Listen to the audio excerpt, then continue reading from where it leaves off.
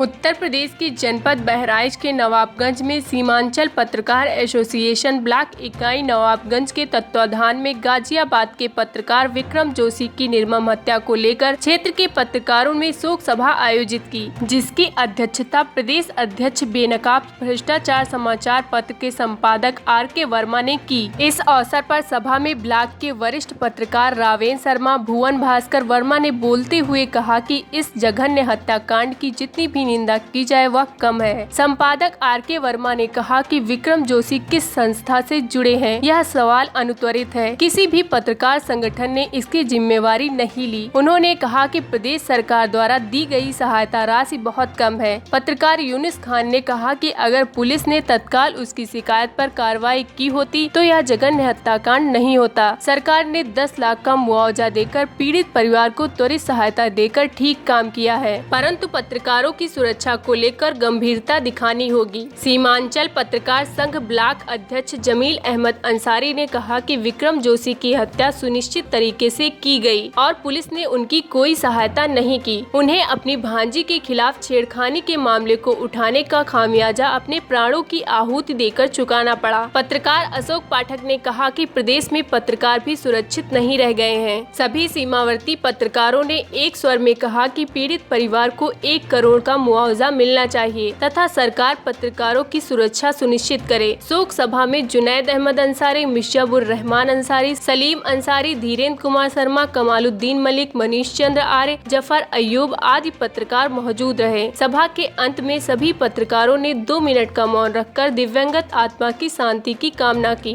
भ्रष्टाचार के संपादक जी से गाजियाबाद में जो पत्रकार विक्रम जोशी के साथ हुआ, उस मामले में आज हमारे सामने संपादक जी बैठे हुए हैं। आइए हम जानते हैं उनसे उनकी क्या राय है और पत्रकारों पर जो लगातार हमले हो रहे हैं उसमें संपादक जी क्या कहना चाहते हैं। सर्वप्रथम तो मैं सभी न्यूज चैनल के माध्यम से अपने हमारे बीच आज उपस्थित सभी पत्रकार साथियों को मैं हृदय से नमन करते हुए आशीर्वाद की कामना करता हूं। मामला विक्रम जोशी हत्याकांड गाजियाबाद का जो सामने आया है, यह कृत्य काफी निंदनीय और काफी चिंतनीय विषय है। मामला जैसे कि जानकारी प्राप्त हो रही है कि आज के 1.5 साल पूर्व से विक्रम जोशी जो हमारे बीच बहुत ही संघर्षशील पत्रकार रहे, उनकी भांजी के साथ छेड़छाड़ का प्रकरण चल रहा था। लेकिन जब यह मामला यूं कहा जाए कि पानी सर से ऊपर हो गया तो 16 जुलाई को इस मामले की जानकारी जब विक्रम जोशी को प्राप्त हुई तो उन्होंने स्थानीय थाने पर लिखित तहरीर के माध्यम से प्रार्थना पत्र दिया और पुलिस से इस मामले में वार्ता की।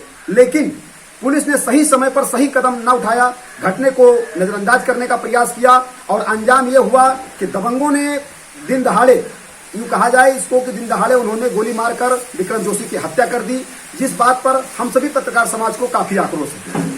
अब सवाल आता है कि जैसे कि उत्तर प्रदेश सरकार ने अपनी ममता को जताते हुए या भारत सरकार ने 10 लाख रुपए का मुआवजा तय किया है, जबकि पत्रकार की जो क्षति हुई है इसकी भरपाई किसी भी सूरत से नहीं की जा सकती। हम पत्रकार हर विषम परिस्थिति का सामना करते हुए हर पल सरकार की योजनाओं को भारत यहाँ पे आम जनमानस तक पहुंचाते हैं और आम जनमानस के पास जो भी उत्पीड़न होता है उसे सरकार को अवगत कराते हैं। लेकिन जब हमारे ऊपर कोई बात आती है तो सरकार या पुलिस समय पर एक्शन नहीं लेती। एक्शन तब लेती है जब पत्रकार के साथ क्षति हो जा रही है। इस समय आप देख रहे होंगे, जैसे कि मैं देख रहा हूं, बीते दिनों से लेकर आज तक कम से कम 6 या 7 मर्डर हो चुके हैं पत्रकारों के। कहीं पत्रकारों के साथ अवैध मुकदमे लिखा दिए जाते हैं, कहीं पत्रकारों के साथ छेड़छाड़ का प्रकरण आ जाता है। जब भी पत्रकार अपनी पत्रकारिता एक्ट के अंतर्गत, PRV एक्ट के अंतर्गत अगर अपनी कलम चलाता है तो उसके ऊपर कोई ना कोई प्रावधान लागू हो जाता है, कोई ना कोई दबंगों द्वारा मुकदमा हो जाता है। और जब पुलिस अपनी पुलिस के पास फरियाद लेकर पत्रकार पहुंचते हैं तो उसके किसी भी प्रकार का कोई संतोषजनक जवाब नहीं मिलता। सर, मेरा कहना यह है कि उत्तर प्रदेश सरकार के हाल ही में मुख्यमंत्री योगी आदित्यनाथ ने एक बयान दिया था कि पत्रकारों से अभद्रता करने पर 24 घंटे के अंदर जेल होगी और 50,000 रुपये का जुर्माना होगा। और शासन प्रशासन को कड़ा निर्देश दिया गया है कि पत्रकारों से अभद्रता न करें, उनको थाने में जाए, उनको सम्मान दिया जाए। फिर भी पत्रकारों से अभद्रता किया जा रहा है, थाने में उनसे सही से बात नहीं किया जा रहा है और हर तरफ पत्रकारों की अभद्रता सुनाई दे रही है। इस पर आप क्या कहना चाह रहे हैं? देखिए, जहां तक बात सरकार की अपील का है तो सरकार ने जो कहा है वो सत्य ही कहा है, परंतु सबसे बड़ा विषय ये आ रहा है कि हम पत्रकारों के साथ जब कोई घटना घटित होती है और हम अपनी प्रार्थना पत्र को लेकर स्थानीय थाने में लंबित करते हैं तो थाने द्वारा अगर मेरे प्रति रिपोर्ट लगाई गई तब तो सरकार के कहे गए बयान का उद्देश्य सिद्ध होता है। लेकिन ज्यादातर पुलिस ये करती है कि चंद पैसों के लालच में या राजनीतिक पक्ष के लालच में या दबाव में वो अपने पक्ष को दबा देती है। हम लोगों के पक्ष को सरकार तक दोषी सिद्ध ही नहीं कर पाएंगे तो सरकार की योजनाएं हमको मिलेंगी कहां से, पत्रकार को लाभ मिलेगा कहां से। मामला तो तब उत्पन्न होता है जब पत्रकार के प्रति जो यहाँ से संवेदनशील भेजी जाए उसे सरकार को अवगत कराया जाए, लेकिन सरकार के सामने पत्रकार ही दोषी पाया जाएगा। पुलिस रिपोर्ट में, पुलिस रिपोर्ट से भरोसा दिन ब दिन उड़ता जा रहा है।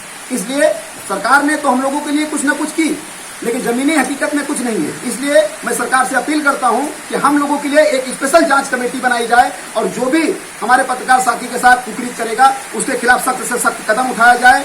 और यूं कहा जाए कि अगर ऐसे जैसे कि विक्रम जोशी के साथ जो घटना घटी है, ऐसे अगर घटना को घटित किया जा रहा है तो कम से कम 50 लाख रुपए मुआवजा की रकम तय की जाए, जिससे पत्रकार के परिवार का जीवन यापन हो सके। हमारे साथ खास बात करने के लिए आपका शुक्रिया, धन्यवाद। अखंड भारत न्यूज के लिए मोहम्मद साहिद अंसारी की रिपोर्ट, बहराइच।